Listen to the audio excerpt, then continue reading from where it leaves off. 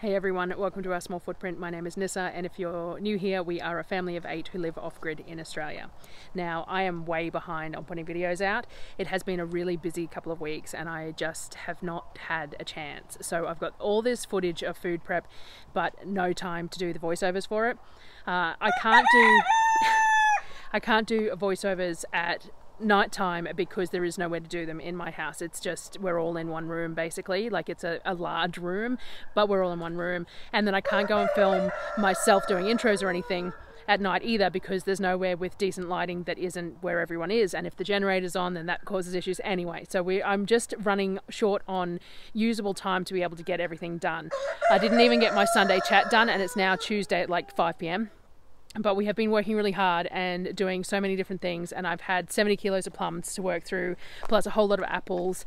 And what else did I have to get done? I still had to get the lemons finished and all that sort of stuff as well. So what I thought I'd do is do my Sunday catch-up video, just have a chat to you for a little bit, just to make sure that everyone knows that I'm alright too, because if I don't put out a video every couple of days, then I start getting messages from people checking on me, which is lovely and thank you, but just shows that if I don't put videos out every couple of days, that it's unusual for me. So anyway, so it is Tuesday, which I think is now a week from when I did my last chat video anyway.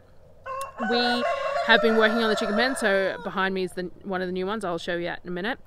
So what we've been doing is working on getting separate chicken pens so that we can assess the chickens that we hatched most recently, which are coming up to about the 16 weeks old, so need to be separated. That's why there's so much crowing, because they've all just started their crowing over the last few weeks. So we're building some individual pens so that we can place them in those pens. And while we're doing that, we're assessing how many roosters and hens we have of each breed so that we can decide if we want to breed some more or if we're just putting them in mixed pens. So we built this pen that's behind me. It's a new one, which I'll show you in a sec. We got that one finished today, and we moved the Hamburgs in there because I really love the Hamburgs, and I was looking at continuing to breed them and offering them up for sale for people because they're not that easy to get your hands on. But it turns out that we only ended up with 4, 2 females, 2 males, which is unfortunate. So we will have to, we can't leave 2 males in with only 2 females, so one of the roosters is going to have to be removed, and we have some issues with roosters at the moment. We did used to process them and eat them, but we haven't done it in quite a while because we've had some issues with the whole process of it. The actual processing, it's not pleasant. We don't enjoy it, and I know you're not supposed to enjoy processing your animals, but you are supposed to be able to just accept it and do it so that you're full circle on the homestead and all that sort of thing. And we've had a real lot of struggles going through the whole thing. So we have half a dozen roosters that live in the pig pen, so they go through all the pig poo in there and they live, and we throw them scraps and everything else, and those 6 roosters live together quite happily. And we would be happy to add more roosters to them, but we have attempted that before, and that group of 6 roosters does not particularly like having new roosters added in, even though it is a really large pen. We do have 2 roosters that are from the hatch before this lot, so they're quite old now. We pulled the hens out already and put them in with the rest of the chickens, but we do have 3 large roosters here at the moment that are in a pen by themselves, and we are thinking about trying to put those 3 roosters in with the 6 roosters, because at least they're in 2 groups that way, and then they might get along. Roosters aren't known for getting along, but we have found that they will get along if there's no women. So if there's no hens in a pen, just roosters, they do tend to get along okay. They have their squabbles, but generally speaking they get along okay because there's no competition for the hens. They just ignore each other pretty much.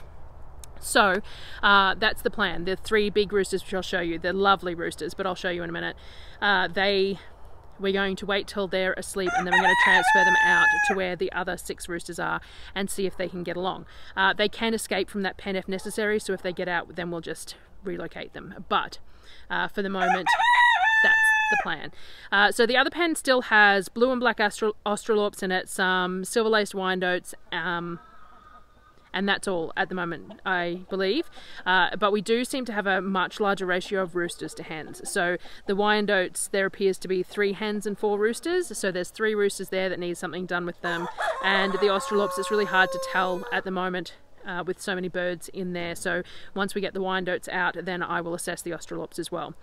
Now, we might just put the Australorps in with the mixed hens because they're not a particularly rare breed or anything like that, and so selling them is probably not really necessary, and we didn't end up with huge amounts, and we are fairly low on hens in our normal pens. So our rescue hens are, we lost, if you're new here, we got some rescue hens. We got 20 of them from a egg farm. So at 18 months old they retire them, so we got 20 of them into the pen, and we have, I don't know how many we have left now, but we have lost quite a few of them. They were pretty fragile when they came. We made sure to feed them appropriately and really look after them, but they just, there was just ones that just went downhill and died no matter what we did. So we lost quite a few. What do we got in here now? We have 1, 2, 3, 4, 5, 6, 7, 8, 9, 10, 11, 12, 13 by the looks of it. So we lost 7, and we've got 13. Now they don't lay very heavily, but this is also their first season out here, and it gets colder out here.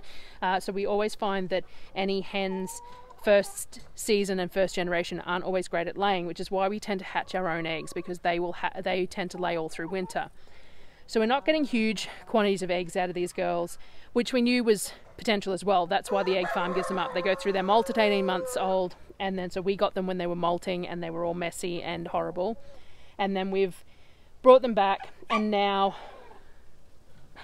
they are healthy-ish. None of them are particularly lush looking birds, but they're healthy enough. But we still do lose one every now and again. We come out here one day and one's really flat, and we perk her up, we give her some extra food and water and care, and then she either perks up, or in the next couple of days you come out and you find her dead. We've wormed them with apple cider vinegar, all sorts of herbs, all sorts of food supplements and stuff, but I think it's just that they were just not treated very well when they were young, and that has impacted the longevity of their lifestyle. So I can hear all the chickens. I'm just checking what's going on. So let me turn you around and show you. So this is them there. So they're fine, but they're obviously, it's focusing on the mesh, but if I open this they're probably going to all jump at me, though they were just fed. Let's see if we go through here. Here we go. So they're fine looking birds. They're just brown chickens, and they have this big pen here with Rainbow, our rooster. So Rainbow was born on the property, so he is their rooster, and then we have the second pen here with all these girls in here. So these ones are our mixed hens that we had before we got the rescues, but they're also some of the newer hens that we just hatched out, that we've got the roosters for. So that grey one's a new one, and then the rooster, so that's Rainbow Junior. It's not going to focus on him, but that let's see if I get closer, it'll there. So that's Rainbow Junior there, one of Rainbow's kids, and then Fox Junior over there. They're the two roosters that are in here at the moment. They are getting along, so we've left them be for the moment, but there's some newer hens and some older hens in here. That gold laced one up the back that we have no idea where she came from, she's new. You can see we're having a whole lot of issues with this netting, with all the leaf. We have to come in and drop the leaf litter as well. But so that's the girls in here, and then as usual we've got the ducks, and I've gone on a tangent and I don't even know what I was trying to explain before, but anyway, the ducks are in this pen here, and then the 3 roosters are these 3 big boys. So these are the 3 boys that we were looking at, trying to see if I can get it to focus on the roosters rather than the netting, but it doesn't want to. There we go. So these 3 boys, who are absolutely stunning, but you just can't have all the roosters. You can't keep all the roosters. But anyway, so we've got those roosters as well. Now, as I said, I've forgotten what I was saying, but we're looking at putting these roosters out with the other roosters. I have totally forgotten what I was talking about. This is the mixed pen with the Australorps and the Wyandottes in here still. So they're all there, blue Australorps, black Australorps, and the Wyandottes are what's left in here. And then the new pen that we made is this one here. So this is the new pen that we've just added on. It's not quite finished yet, there's no nesting boxes or anything in it, but this is where we've just put the hamburgs. So let's see if we can get it to focus through the mesh. So we've got some gorgeous hamburgs here, but we have a lonely aracuna. So we think that aracuna might be a rooster, but Naomi, a friend, told me that if you put him over other girls you might get pink or olive eggs, so we're tempted to keep him anyway. The kids really like him, they've already named him, and they don't name every chicken. So, but this is the new pen that we created for the hamburgs, but it's quite a large pen for that many chickens. But anyway, so I've shown you before that we have this strip here is where the other pens are going. I really don't remember where I was going with all that. I got sidetracked, but that is to say that we were looking at moving. The mess here is, this is such a construction site at the moment. The duck pen over there, we were looking at moving it to the last pen here that we're building, because I want to do a reticulated water through their pond so that I can grow them some greens. But to do that, I need to have the pond somewhat close to an edge of the pen where the beds can be. And at the moment, the only place that that would happen would be behind the U shape of the chicken pens, which isn't going to work. So what we need to do is have somewhere internal. So if the ducks were in the pen that we're going to build over here, then the beds could be on the inside of the U. So again, I think this is where I went off tangent before. If you haven't been watching, the internal, all these pens are going to be a U, and the internal section is going to be fenced off as well. And that internal section is going to have an isolation pen, a couple of pens for younger chicks. We've got one tractor in here with the young guinea fowl at the moment, and then table and chairs and stuff out here as well, so I can come and sit out here. Will be really nice. I think I'll get some sort of a shade structure, maybe with a couple of solar panels on it, so we can run the pump for the duck reticulation, and then be able to sit in here without going back and listening. And anyone who watches me knows that rambling is a bit of my forte. Without going back and standing here and listening, and it's getting late and I'm going to lose sunlight, I have no idea what I just said and what I didn't.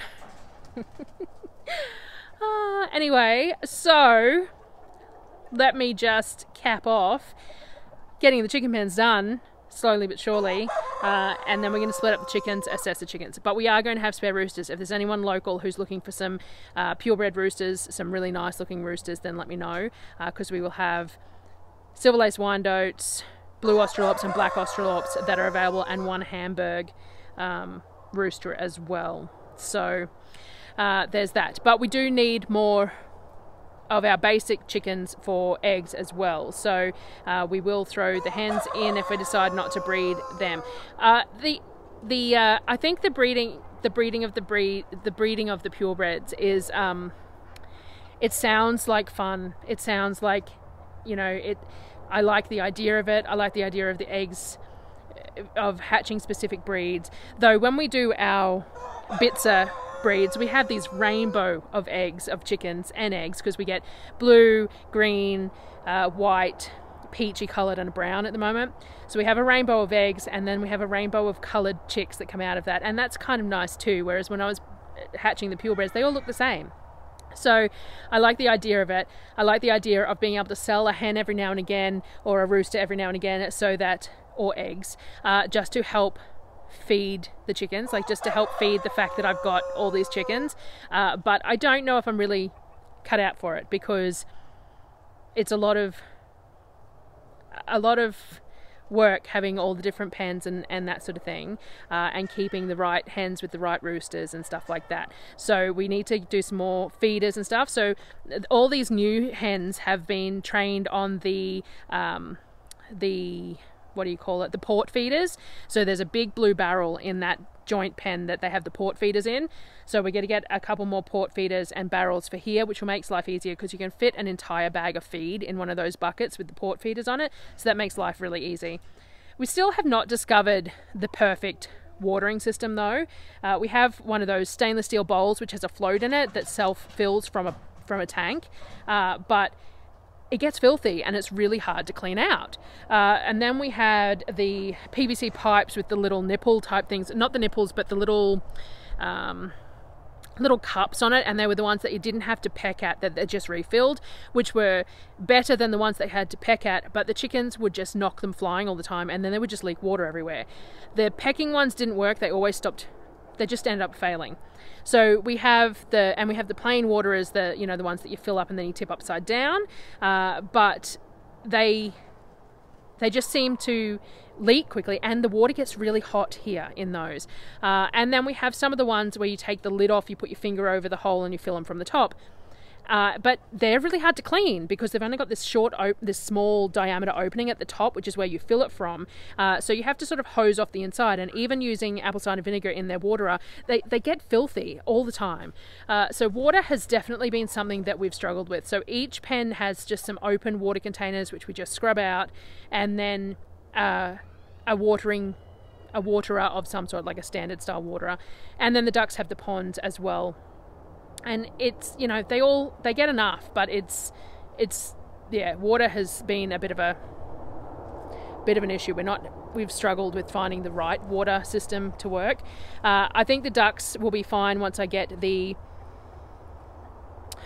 reticulation for the pond working, because we've got a half an IBC that we're turning into a pond for them. We just have to build a platform on the outside, but I don't want it in there until I've got the reticulation, because it's too hard to empty it and refill it, and it takes a lot of water. So they just use kiddie pools at the moment, and that works. But we have a lot of ducks in one spot. That's the other thing. I'm squirreling all over the place today. With the ducks, we have 4 Indian runner ducks, I think it is. Thor is the drake, and 3 hens. And they are being picked on a bit by the Muscovies, because now the Muscovies way outnumber them. So what we decided to do is we're going to fence in part of the orchard. So where we've got the fruit trees, we're going to put some collars around the fruit trees, and then we're going to put some of the ducks out there. So they will help control all the natives and the weeds around the fruit trees, but also gives them a large space to wander that is away from the other Muscovies. Now, we do have too many Muscovy drakes, though. I think we have 3 or 4. At the moment, it's not causing huge issues because we have a lot of hens, but it will cause issues eventually. So we are going to have to downsize them or split them. And the thing is that whilst we adore ducks and we love raising them, and they're such an affectionate bird to have compared to like, we have some affectionate chickens, but we have a lot that are very standoffish, and our guinea fowls are definitely not a pet. They're definitely a wild bird. So all the kids love interacting with the ducks, but they only lay intermittently. They do not lay all year round. When they do lay, they lay a lot, but I'm not a huge fan of eating the eggs straight either. So like when we have, 100 odd chicken eggs, something crawling up my arm. When we have 100 odd chicken eggs sitting on the bench, then I just do a huge scramble. I just scramble 36 eggs for the 8 of us, 40 eggs for the 8 of us, and we have that with toast and a bit of bacon crumbles or on wraps or whatever. Or I make the Dutch baby pancakes, which take 18 eggs each or whatever. The Dutch baby pancakes I use duck eggs with though, but duck eggs, yeah, I'm really only keen on duck eggs for baking or mayo. I don't like them fried. I can do them scrambled if they're in amongst the chicken eggs, but I do not like them fried, and I don't like them boiled. They're really strong, and the texture of them is a bit odd, and the kids aren't huge fans of it either. And I'm sure that we could get used to it, but we have plenty of chickens for their eggs, so it's not really that necessary. The other thing is that years ago when we first had ducks, we processed a couple of the drakes, 2 or 3 drakes, because we had excess drakes, and the meat wasn't really to taste. If I prepared it differently, maybe, but the thing is that I just roasted it in the wood stove like we were doing whole chickens at the time. So with the chickens that we processed, we just roasted, ate, and then used for stock and things like that. So with the ducks, we did the same thing. We processed them, and then we just roasted them and ate them. And we ate them, but it wasn't... I prefer chicken. And in the end, we struggled to process any of them. So that is the big issue that we're having with the breeding factor. We need to breed more hens because we need to replace the older hens to have enough eggs, because we rely heavily on eggs as a protein source. And then the idea of breeding some of these purebreds for selling purposes, but if we don't sell them, it doesn't really matter because we've got hens, they lay eggs, and we eat the eggs, and we'll enjoy them regardless.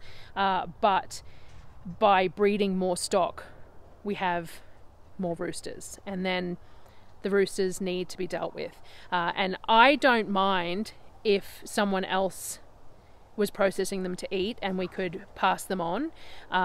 But the problem is that the only people we've really found who do that are at a distance. So driving our roosters to them would be difficult. But also, we should really be doing it ourselves.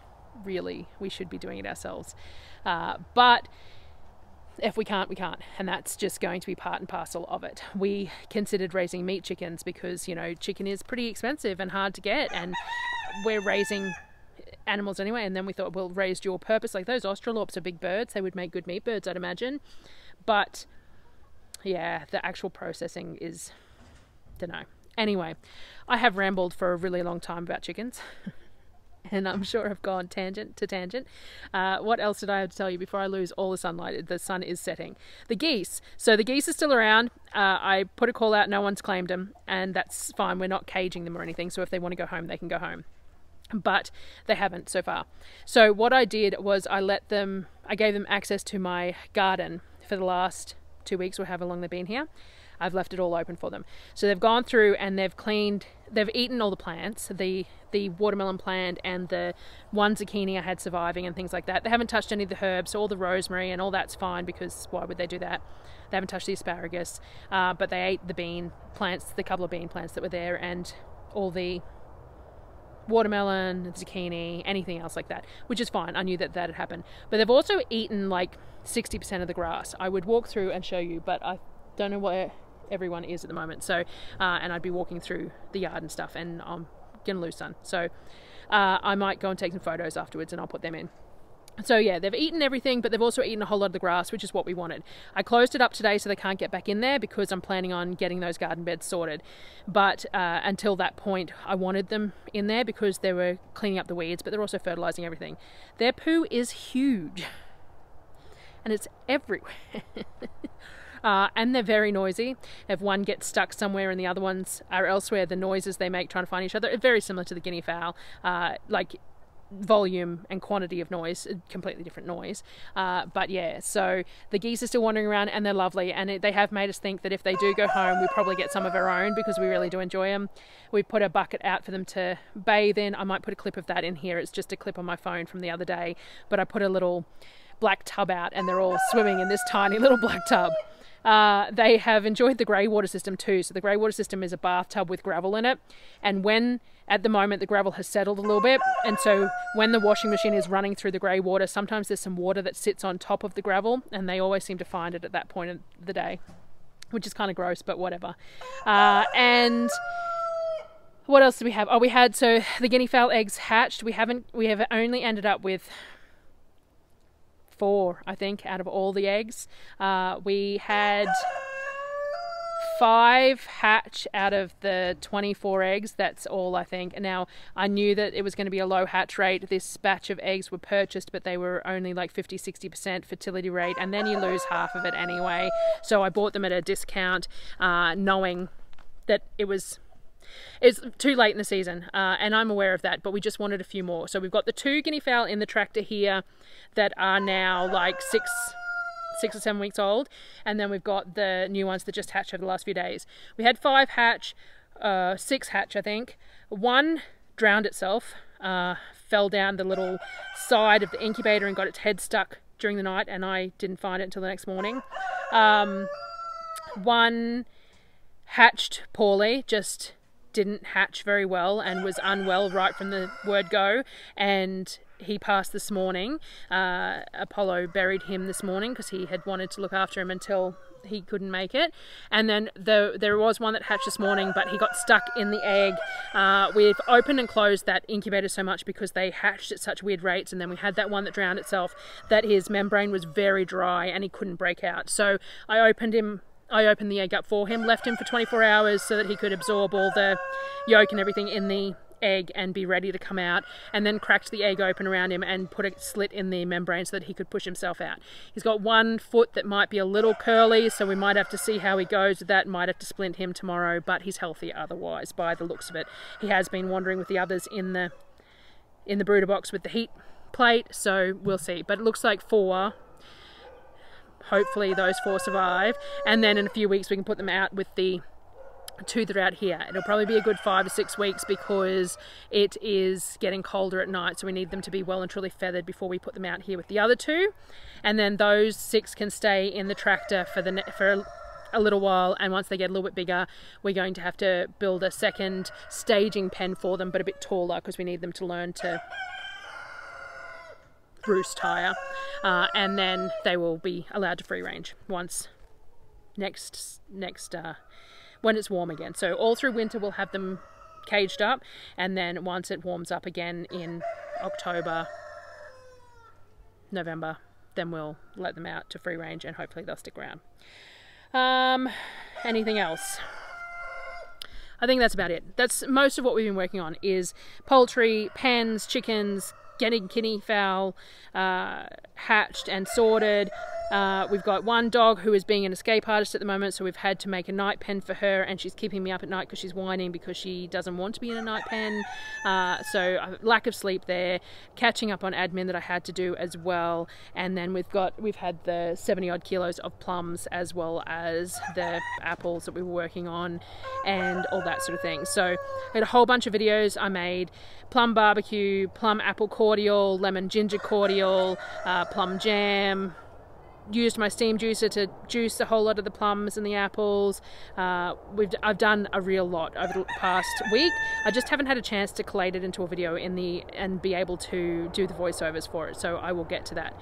So anyway, rambling and just going on, and this video is probably far too long, but for anyone who was stuck around, thank you, and I will see you on the next video, and thank you to anyone who's checked up on me to make sure that I'm all good, because I haven't posted in a couple of days, and hopefully I'll get those voiceovers done and we'll have a whole string of new videos. The grocery shop is in only 2 weeks. I leave for the grocery shop, so it's already been 4 weeks since I left last time, which just amazes me. By the time I finish processing everything from the previous shop, it's ready to start planning for the next one. So I've had a couple of people ask me about the spreadsheets. Someone messaged me on Linktree too. I need to email you back if you're watching this. I'm sorry, I haven't replied yet. About the spreadsheet for my inventory, and I'll get that out, uploaded so that you can download it, and I'll put that link in my somewhere. I will get that in the next week or so. I will get that sorted before I start planning the next one, so that because I'll have to print it out and everything for myself anyway, so I'll make sure that it's in a format I can share it. Other than that, I'm going to go inside because I'm being eaten alive by mosquitoes, and I'm going to, oh look, there's one on my head. I'm going to sort out dinner, which I have no idea what we're doing for dinner. So figure out something for dinner, and I will see you on the next video. Thanks guys, see you later.